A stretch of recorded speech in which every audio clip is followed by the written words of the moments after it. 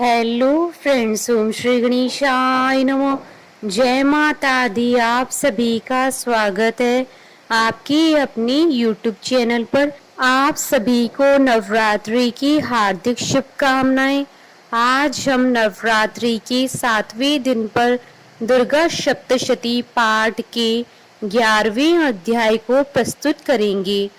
Friends, video शुरू करने से पहले आपसे रिक्वेस्ट है, अगर आप हमारे चैनल पर नए हैं और आपने अभी तक चैनल को सब्सक्राइब नहीं किया है तो प्लीज़ सब्सक्राइब कीजिएगा चैनल को, साथ ही प्रेस कीजिएगा बेल आइकन को, जिससे नए वीडियो से रिलेटेड नोटिफिकेशन आपको तुरंत प्राप्त हो सके। और वीडियो पसंद आने पर वीडियो को लाइक और शेयर ज़रूर कीजिएगा ताकि सभी भक्तों को इस वीडियो का लाभ प्राप्त हो सके। और कमेंट बॉक्स में जय माता दी जरूर लिखिएगा। या देवी सर्वभूतेषु शक्ति रूपेण संस्थिता नमस्तस्यै नमस्तस्यै नमस्तस्यै नमो नमः। 11वां अध्याय प्रारंभ। देवताओं का देवी की स्तुति करना और देवी का देवताओं को वरदान देना। महर्षि मेधा कहते हैं, दैत्य के मारे जाने पर इंद्रादि देवता अग्नि को आगे करके कात्यायनी देवी की स्तुति करने लगे। उस समय अभीष्ट की प्राप्ति के कारण उनके मुख खिले हुए थे। देवताओं ने कहा, हे शरणागतों के दुख दूर करने वाली देवी, तुम प्रसन्न हो। हे संपूर्ण जगत की माता, तुम प्रसन्न हो। विंध्येश्वरी, तुम विश्व की रक्षा करो, क्योंकि तुम इस चर और अचर की ईश्वरी हो। हे देवी, संपूर्ण जगत की आधार रूप हो, क्योंकि तुम पृथ्वी रूप में भी स्थित हो और अत्यंत पराक्रम वाली देवी हो। तुम विष्णु की शक्ति हो और विश्व की बीज परम माया हो, और तुमने ही इस संपूर्ण जगत को मोहित कर रखा है। तुम्हारे प्रसन्न होने पर ही यह पृथ्वी मोक्ष को प्राप्त होती है। हे देवी, ये संपूर्ण विद्याएं तुम्हारे ही भिन्न भिन्न स्वरूप हैं। इस जगत में जितनी स्त्रियां हैं वह सब तुम्हारी ही मूर्तियां हैं। एकमात्र तुमने ही इस जगत को व्याप्त कर रखा है। तुम्हारी स्तुति किस प्रकार हो सकती है, क्योंकि तुम परम बुद्धि रूप हो और संपूर्ण प्राणी रूप स्वर्ग और मुक्ति देने वाली हो। अतः इसी रूप में तुम्हारी स्तुति की गई है। तुम्हारी स्तुति के लिए इससे बढ़कर और क्या युक्तियां हो सकती हैं। संपूर्ण जनों के हृदय में बुद्धि रूप होकर निवास करने वाली, स्वर्ग तथा मोक्ष प्रदान करने वाली, हे नारायणी देवी, तुमको नमस्कार है। काला काष्ठा आदि रूप से अवस्थाओं को परिवर्तन की ओर ले जाने वाली तथा प्राणियों का अंत करने वाली नारायणी, तुमको नमस्कार है। हे नारायणी, संपूर्ण मंगलों की मंगल रूप वाली, हे शिवे, हे संपूर्ण प्रयोजनों को सिद्ध करने वाली, हे शरणागत वत्सला, 3 नेत्रों वाली गौरी, तुमको नमस्कार है। सृष्टि स्थित तथा संहारव की शक्ति भूता सनातनी देवी, गुणों का आधार तथा सर्व सुखमयी नारायणी, तुमको नमस्कार है। हे शरण में आए वे शरणागतों, दीन दुखियों की रक्षा में तत्पर, संपूर्ण पीड़ाओं को हरने वाली, हे नारायणी, तुमको नमस्कार है। हे नारायणी, तुम ब्रह्माणी का रूप धारण करके हंसों से जुते हुए विमान पर बैठती हो तथा कुश से अभिमंत्रित जल छिड़कती रहती हो। तुम्हें नमस्कार है। माहेश्वरी रूप से त्रिशूल, चंद्रमा और सर्पों को धारण करने वाली, हे महावृषभ वाहन वाली नारायणी, तुम्हें नमस्कार है। मोरों तथा मुकुटों से घिरी बहने वाली, महाशक्ति धारण करने वाली, कौमारी रूप धारणी निष्पाप नारायणी, तुम्हें नमस्कार है। हे शंख चक्र गदा श्रांग धनुष रूप आयुधों को धारण करने वाली वैष्णवी शक्ति रूपा नारायणी, तुम हम पर प्रसन्न हो, तुम्हें नमस्कार है।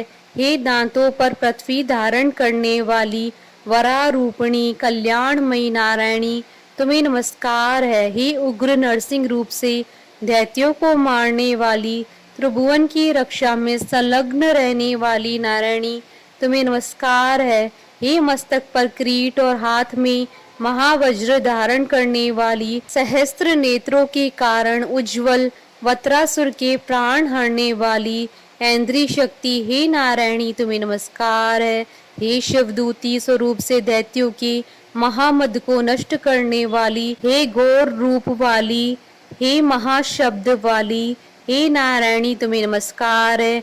दाढ़ों के कारण विकराल मुख वाली, मुंडमाला से विभूषित मुंडमर्दनी चामुंडा रूपा नारायणी तुम्हें नमस्कार है। हे लक्ष्मी, लज्जा, महाविद्या, श्रद्धा, पुष्टि, स्वदा, दूर्वा, महारात्रि तथा महाविद्या रूपा नारायणी तुमको नमस्कार है।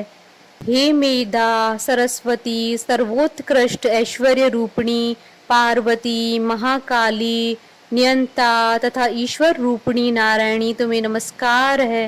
हे सर्व स्वरूप सर्वेश्वरी, सर्वशक्ति युक्त देवी, हमारी वैसे रक्षा करो तुम्हें नमस्कार है। हे कात्यायनी, तीनों नेत्रों से भूषित यह तेरा सौम्य मुख सब तरह के डरों से हमारी रक्षा करे तुम्हें नमस्कार है। हे भद्रकाली, ज्वालाओं के समान भयंकर, अति उग्र एवं संपूर्ण असुरों को नष्ट करने वाला तुम्हारा त्रिशूल हमें भय से बचावे तुमको नमस्कार है। हे देवी, जो अपने शब्द से इस जगत को पूरित करके दैत्यों के तेज को नष्ट करता है, वह आपका घंटा इस प्रकार हमारी रक्षा करे जैसे कि माता अपने पुत्रों की रक्षा करती हैं। हे चंडी के, असुरों के रक्त और चर्बी से चर्चित जो आपकी तलवार है वह हमारा मंगल करे, हम तुमको नमस्कार करते हैं। हे देवी, तुम जब प्रसन्न होती हो तो संपूर्ण रोगों को नष्ट कर देती हो, और जब रुष्ट हो जाती हो तो संपूर्ण वांछित कामनाओं को नष्ट कर देती हो, और जो मनुष्य तुम्हारी शरण में आते हैं उन पर कभी विपत्ति नहीं आती है, बल्कि तुम्हारी शरण में गए वे मनुष्य दूसरों को आश्रय देने योग्य हो जाते हैं। अनेक रूपों से बहुत प्रकार की मूर्तियों को धारण करके इन धर्मद्रोही असुरों का तुमने संहार किया, वह तुम्हारे सिवा कौन कर सकता था। चतुर्दश विद्याएं, षष्ठ शास्त्र और चारों वेद तुम्हारे ही प्रकाश से प्रकाशित हैं, उनमें तुम्हारा ही वर्णन है। और जहाँ राक्षस, विषैले सर्प, शत्रुगण हैं, वहाँ और समुद्र के बीच में भी तुम साथ रहकर इस विश्व की रक्षा करती हो। हे विश्वेश्वरी, तुम विश्व का पालन करने वाली विश्व रूपा हो, इसलिए संपूर्ण जगत को धारण करती हो, इसलिए ब्रह्मा, विष्णु, महेश की भी वंदनीय हो। जो भक्ति पूर्वक तुमको नमस्कार करते हैं वह विश्व को आश्रय देने वाले बन जाते हैं। हे देवी, तुम प्रसन्न हो और असुरों को मारकर जिस प्रकार हमारी रक्षा की है, ऐसी हमारे शत्रुओं से सदा हमारी रक्षा करती रहो। संपूर्ण जगत के पाप नष्ट कर दो और पापों तथा उनके फलस्वरूप होने वाली महामारी आदि बड़े बड़े उपद्रवों को शीघ्र ही दूर कर दो। विश्व की पीड़ा को हरने वाली देवी, शरण में पड़े हुए पर प्रसन्न हो। त्रिलोकी निवासियों की पूजनीय परमेश्वरी, हम लोगों को वरदान दो। देवी ने कहा, हे देवताओं, मैं तुमको वर देने को तैयार हूँ। आपकी जैसी इच्छा हो वैसा वर मांग लो, मैं तुमको दूंगी। देवताओं ने कहा, हे सर्वेश्वरी, त्रिलोकी के निवासियों की समस्त पीड़ाओं को तुम इसी प्रकार हरती रहो और हमारे शत्रुओं को इसी प्रकार नष्ट करती रहो। देवी ने कहा, वह वास्तव मनवंतर के 28वें युग में 2 और महाअसुर शुंभ और निशुंभ उत्पन्न होंगे। उस समय मैं नंद गोप के घर से, यशोदा के गर्भ से उत्पन्न होकर विंध्याचल पर्वत पर शुंभ और निशुंभ का संहार करूंगी।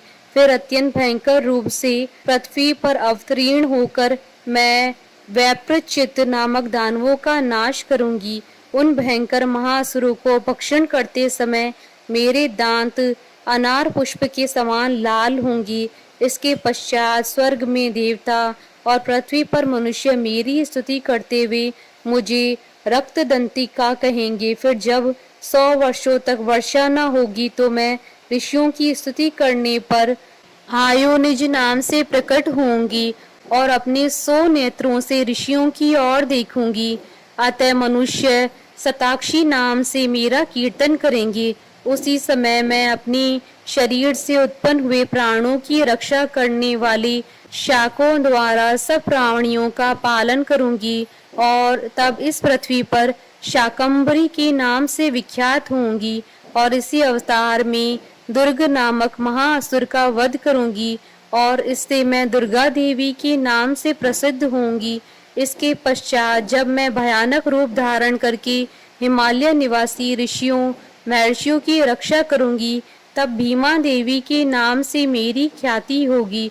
और जब फिर अरुण नामक असुर तीनों लोकों को पीड़ित करेगा, तब मैं असंख्य भ्रमरों का रूप धारण करके उस महादैत्य का वध करूंगी। तब स्वर्ग में देवता और मृत्यु लोक में मनुष्य मेरी स्तुति करते हुए मुझे भ्रामरी नाम से पुकारेंगे। इस प्रकार जब जब पृथ्वी राक्षसों से पीड़ित होगी, तब तब मैं अवतरित होकर शत्रुओं का नाश करूंगी। इति श्री दुर्गा सप्तशती पाठ का 11वां अध्याय संपूर्ण हुआ। जयकारा माँ माईदा बोलिए सच्चे दरबार की जय। हमारे साथ इस वीडियो में अंत तक बने रहने के लिए आपका धन्यवाद। ओम श्री गणेशाय नमः। जय माता दी।